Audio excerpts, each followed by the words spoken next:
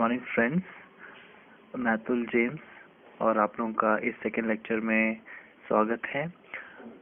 ये लेक्चर जो कि हम शुरू कर चुके थे, ये सेकेंड लेक्चर है प्रोग्रामिंग सी का। तो इस लेक्चर में हम सीखेंगे कि जो सी लैंग्वेज है उसको हम उसके जो पैकेज है, उसका सॉफ्टवेयर है, उस किस तरह हम इंस्टॉल करें। तो फॉर लिनक्स यूजर्स के लिए क्या है कि अगर आपके पास लैपटॉप में या डेस्कटॉप में अगर लिनक्स ऑपरेटिंग सिस्टम है सच एज उबुंटू या फेडोरा या काली या मिंट, तो उसमें जो सी प्रोग्रामिंग का पैकेज होता है वो पहले से ही इंस्टॉल्ड रहता है।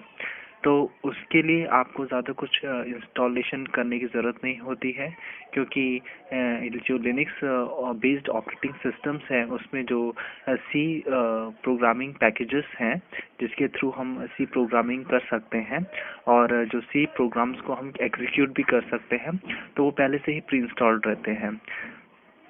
तो इसके लिए हमें कुछ ज़्यादा करने की ज़रूरत नहीं है। बट हम जैसे कि विंडोज़ ऑपरेटिंग सिस्टम्स के लिए हमें जो सी प्रोग्राम सॉफ्टवेयर है उसको इंस्टॉल करना पड़ता है। तो इसके लिए आप यूट्यूब से एक वीडियो रेफर कर सकते हैं और सीख सकते हैं कि जो सी लैंग्वेज सॉफ्टवेयर हैं वो हम किस तरह विंडोज़ में इंस्टॉल कर सकते हैं। और जैसे कि मैं ये जो प्रोग्रामिंग सी सेशन है उसको मैं लिनक्स में ऑपरेटिंग सिस्टम में जो भी प्रोग्रामिंग है उसको मैं लिनक्स में करूँगा। तो तो ये जो फर्स्ट पेज है इस लिनक्स यूजर्स के लिए है कि आप किस तरह लिनक्स में सी प्रोग्रामिंग कर सकते हैं। तो पहले स्टेप्स में जैसे कि होते हैं कि जैसे कि विंडोज़ में एक नोटपैड एडिटर होता है, वैसे ही लिनक्स में भी एक टेक्स्ट एडिटर होता है। इसको GEDIT बोलते हैं या लीफ पैड बोलते हैं। उसको हम खोलेंगे और उसमें क्या है कि हम प्रोग्रामिंग करेंगे, ठीक है। और यहाँ पे कुछ इम्पोर्टेंट बातें हैं, जैसे कि जब हम सी प्रोग्राम जैसे कि हम एक टेक्स्ट एडिटर में जब हम एक सी प्रोग्राम लिखते हैं तो उसको हम क्या है एक फाइल नेम से सेव करते हैं। तो ये जो फाइल नेम से हम सेव करेंगे वो कुछ भी होगा, जैसे कि name.c। तो जो .c है वो बहुत इम्पोर्टेंट है, इसको हम एक्सटेंशन बोलते हैं। तो .c का मतलब है कि ये जो फाइल है वो सी प्रोग्राम फाइल है, ठीक है। तो इसी के लिए हम क्या करते हैं कि जो हम फाइल सेव करते हैं उसके एंड में हम .c लगाते हैं। तो .c बेसिकली एक एक्सटेंशन है और फाइल नेम होता है। जैसे कि .c हुआ जो सी प्रोग्रामिंग कहलाता है। जैसे कि डॉस में हम बैच फाइल का होता है, तो अगर कोई भी बैच फाइल है तो वो रिप्रेजेंट किया जाएगा .dat से या .bat से।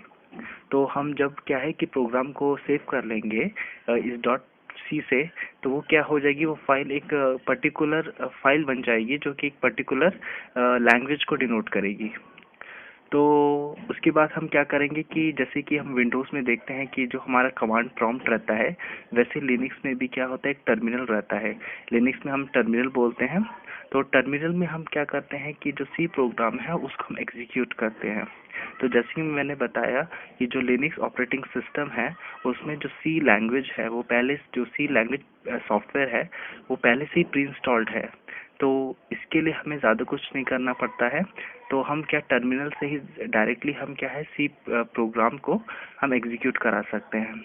तो एग्जीक्यूट कराने से के लिए हमें क्या क्या चाहिए होता है, तो सबसे पहले हमें जो सी प्रोग्राम फाइल है उसको हमें कंपाइल करना पड़ता है। यहाँ पे कंपाइलर क्या है आप इसको समझिए, बहुत इम्पोर्टेंट है। जो कंपाइलर बेसिकली होते हैं वो क्या करते हैं कि जो हमारे जो प्रोग्राम है, जैसे कि हमने फर्स्ट लेक्चर में हम डिस्कस किया था कि जो हमारा जो प्रोग्राम है जो हम लिख रहे हैं वो एक हाई लेवल लैंग्वेज है जिसको कंप्यूटर समझ नहीं पाता है। तो कंपाइलर बेसिकली क्या करता है कि ये जो हाई लेवल लैंग्वेज है इसको ट्रांसलेट कर देता है इनटू एग्जीक्यूटेबल कोड में।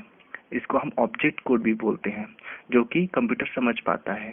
उसके बाद कंपाइल करने के बाद हम वो जो हमें एक फाइल बन जाती है, ऑटोमेटिकली क्या है कंपाइल्ड ऑब्जेक्ट फाइल बन जाती है। तो उस ऑब्जेक्ट फाइल को हम क्या करते हैं कि एग्जीक्यूट कराते हैं, ठीक है। और GCC बेसिकली क्या होता है, जो लिनक्स ऑपरेटिंग सिस्टम है उसमें कंपाइलर्स होते हैं, जैसे कि जीसीसी कंपाइलर है, वो बेसिक कंपाइलर है। और भी कई कंपाइलर्स होते हैं, जैसे कि आप अगर विंडोज़ में देखेंगे तो विंडोज़ में दूसरे कंपाइलर्स होते हैं, जैसे कि विंडोज़ में एक कोई टर्बोसी सॉफ्टवेयर्स आते हैं तो उसमें कि उसके लिए डिफरेंट कंपाइलर्स हैं। सिमिलरली डिफरेंट डिफरेंट कंपाइलर्स होते हैं जो कि लैंग्वेजेस को ट्रांसलेट करते हैं इनटू एग्जीक्यूटेबल कोड। उसके बाद जैसे हम देखेंगे, अभी हम प्रैक्टिकल देखेंगे कि किस तरह हमारा प्रोग्राम एग्जीक्यूट होता है। Thank you.